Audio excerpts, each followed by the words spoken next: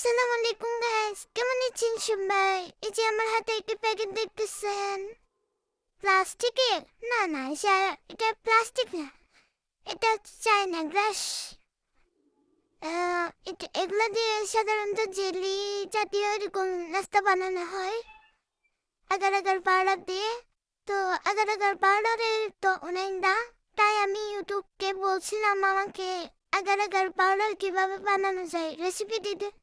সে আমাকে এই রেসিপিটা দিল যে এগুলাকে ব্লেন্ড করে তারপর আগার আগার পাউডার বানাতে।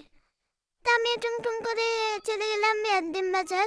এখানে অনেক খুশি আমাদের এলাকায় পাই নাই। রিয়াদ্দিন বাজার ফলমন্ডিতে গিয়ে এই প্যাকেটটা কিনলাম আমি 100 টাকা দিয়ে। তো এটা এনে বাসায় কুচি কুচি করে কেটে সুন্দর করে ব্লেন্ড করলাম, অনেকক্ষণ ব্লেন্ড করলাম।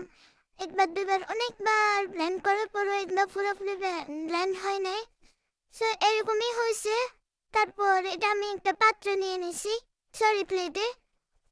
তো এখানে 50 গ্রাম আগার আগার পাউডার 150 টাকা দিয়ে পাওয়া যায়। এটা না কিনে পাউডার কিনাই ভালো। আপনারা কেউ কিনেন না।